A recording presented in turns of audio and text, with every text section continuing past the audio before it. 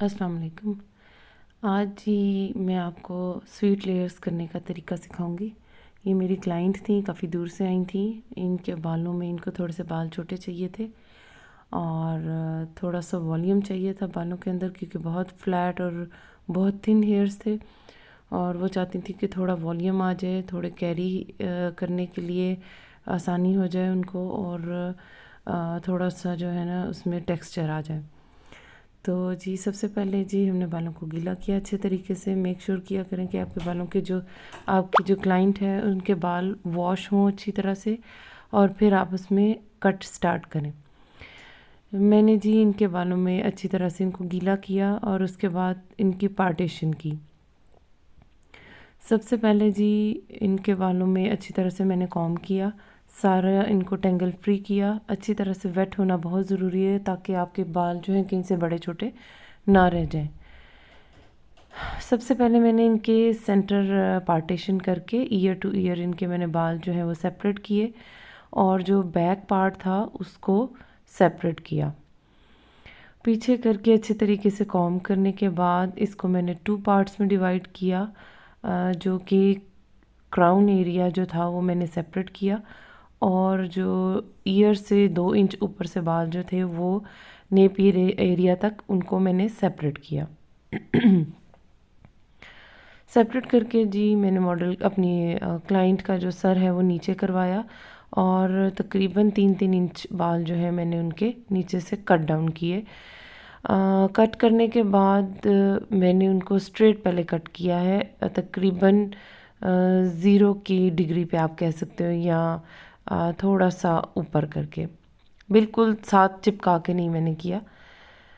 उसके बाद मैंने जी ऊपर वाले क्राउन एरिया के बाल खोले और उनको पूरे बालों को 3 पार्ट्स में पीछे से डिवाइड किया।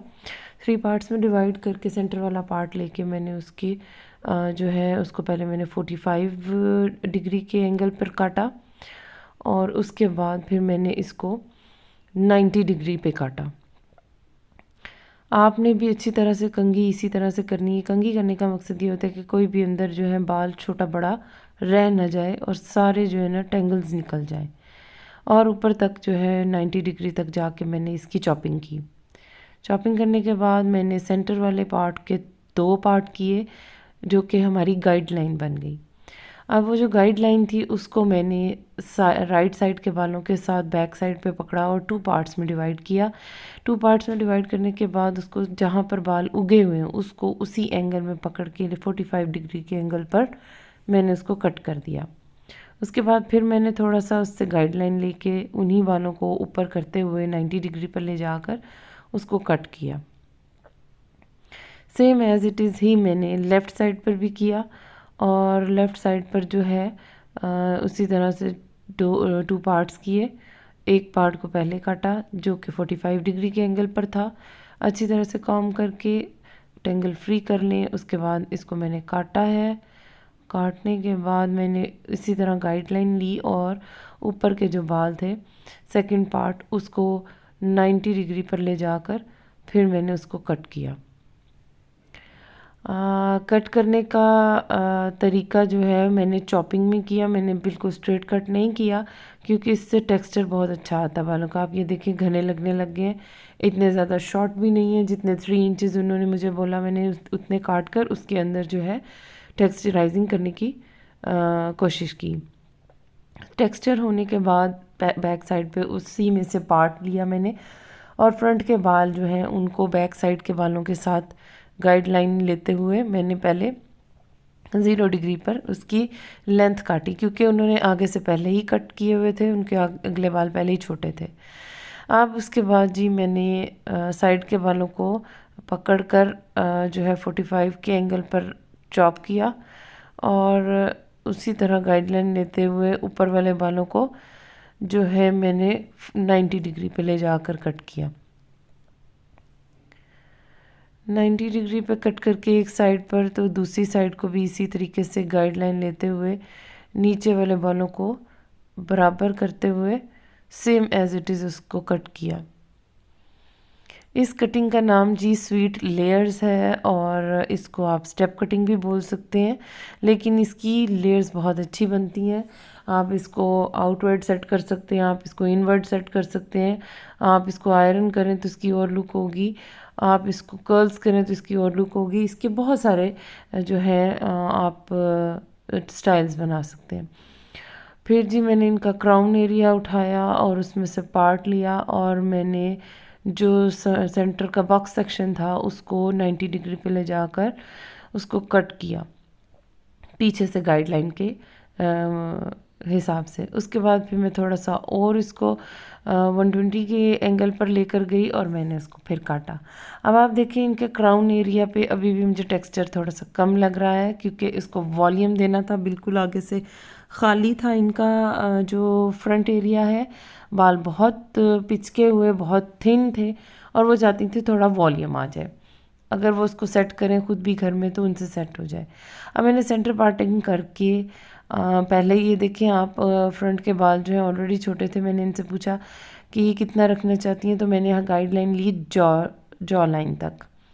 मैंने इनकी चिन तक जो है इनके फ्रंट के बाल काटे और उसको बिल्कुल फ्रंट पे लाकर काटा। चॉपिंग की है मैंने, बिल्कुल स्ट्रेट लाइन नहीं बनाई क्योंकि जब हम इसको आयरन करेंगे या ब्लो ड्राई करेंगे तो इसके अंदर बहुत अच्छी लुक क्रिएट होती है। अब इसी तरह पहले मैंने लेफ़्ट साइड के जो है बाल लिए, उनको उसके मुताबिक गाइडलाइन के मुताबिक नोज़ के बराबर ला के, नीचे नहीं ऊपर नोज़ के डायरेक्शन पे लाकर फ्रंट पे खड़े होके मैंने इनके जो है बाल वो काट के जो है टेक्सचराइजिंग की। और इसी तरह पतले पतले स्लाइसेस लेते हुए कान के पीछे तक सारी हाफ हेड को मैंने कट किया। सारा हाफ हेड इस तरह कट किया, नीचे ले जाकर नहीं किया, ऊपर ले जाके किया, जो कि नाक तक इनके आता था। बिल्कुल कान से आगे ला के, कान के पीछे भी नहीं है, बिल्कुल आगे ला के फिर मैंने इनको बालों को काटा। इससे ये होता है कि आपके बालों में अनगिनत अनकाउंटेबल जो है वो लेयर्स क्रिएट होती हैं। ये नहीं कहा जा सकता जी एक लेयर है, 2 स्टेप्स हैं, 4 स्टेप्स हैं, नहीं, अनकाउंटेबल होते हैं। और उससे क्या होता है कि आपके बालों में घनपन भी ज़्यादा होता है। जितना मर्ज़ी आपका पतला बाल है, जितना मर्ज़ी आपका थिन हेयर है, कम है, तो वो उससे इससे जो है वो घना लगने लग जाएगा। आप देख सकते हैं जिस तरह इनके बाल हैं गीले करने के बावजूद वो बहुत कम नज़र आ रहे हैं। तो जब हमने इनका ब्लो ड्राई किया तो इसके बाद जो है बहुत ही खूबसूरत इनकी बहुत ही प्यारी लुक क्रिएट हुई। उससे ये था कि इनके ब्लो ड्रायर की मैंने वीडियो इसमें नहीं बनाई, वो मैं आपको सेपरेटली बना के दिखाऊंगी। वीडियो बहुत लॉन्ग हो जाती है और उसमें टाइम भी बहुत लगता है। इसी तरह मैंने अब लेफ़्ट साइड के जो बाल हैं उनको भी स्लाइस करते करते आगे लेकर आई हूँ और सारे इकट्ठे पकड़ के जो है वो कान से भी अच्छे तरीके से निकाल के उसके पीछे से बालों को डीटेंगल करके कि कोई भी बाल जो है वो रह ना जाए, वरना बड़ा छोटा आपका हो जाता है एंगल। उसको सामने लाते हुए मैंने चॉपिंग की और उसके बाद जो है मैंने इसको अच्छे तरीके से बैलेंस किया।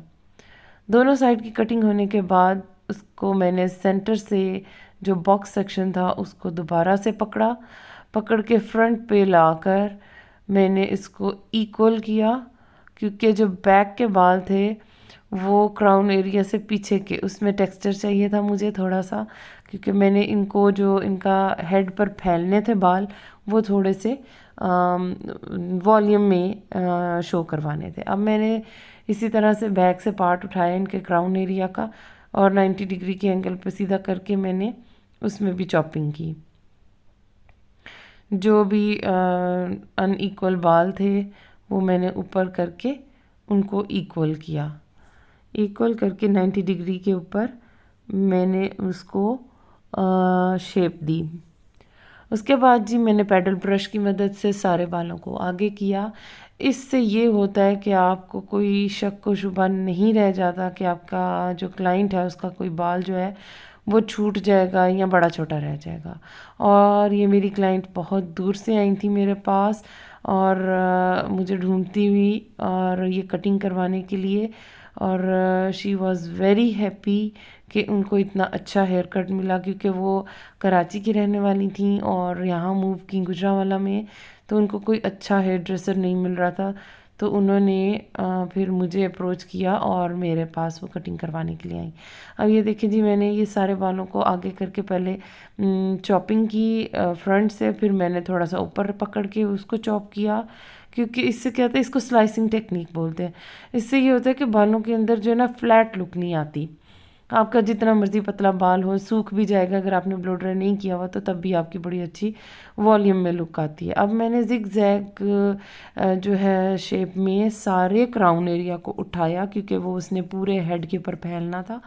उसको उठा के मैंने उसके अंदर भी चॉपिंग की। अच्छी चॉपिंग करने के बाद जब मैंने उसको छोड़ा, ये देखिएगा कि मैं जब छोड़ूंगी तो माशाल्लाह इतना खूबसूरत इसके ऊपर एक ऐसे पूरे हेड के ऊपर फैल के बाल आते हैं कि वो जो जो लड़कियां बल्कि कॉलेज गोइंग भी ये मांगती हैं कि हम ऐसे बालों को उंगलियों से भी सेट करें तो वो हो जाए।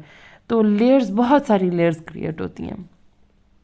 इनको वो हेयर फॉल भी बहुत था और इनके बालों में डैंड्रफ भी बहुत था। वो बहुत ज़्यादा परेशान थी कि मेरे बालों में कोई जो है लुक क्रिएट नहीं होती। ये देखें जी माशाल्लाह अब किस तरह शैगी सी लुक आ रही है बालों में।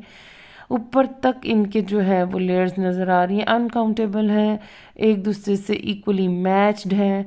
अब जब मैंने इनका ब्लो ड्राई किया उसके बाद क्या आप लोग देखिएगा कि बहुत खूबसूरत थी। मेरी वीडियोस अगर आपको पसंद आती हैं, इसको लाइक करें, शेयर करें, सब्सक्राइब करें अपने फ्रेंड्स एंड फैमिली के साथ। ये देखें जी, अब मैंने इनके बालों को ब्लो ड्राई कर लिया।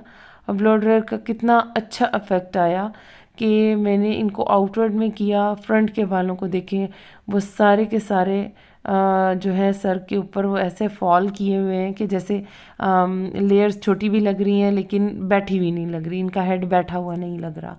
और फ्रंट से ये देखें लुक, ये देखें लेयर्स कितनी अच्छी क्रिएट हुई हैं। इनकी पोनी भी हो जाएगी अगर वो बनाना क्लिप लगाती हैं तो उसमें भी इतनी अच्छी इनकी फॉल आएगी। ये देखें जैसे मैं पकड़ के शो ऑफ कर रही हूँ। अगर आपको मेरी वीडियोस पसंद आती हैं, इसको लाइक करें, शेयर करें और फिर मिलते हैं अगली वीडियो में। अल्लाह हाफिज़।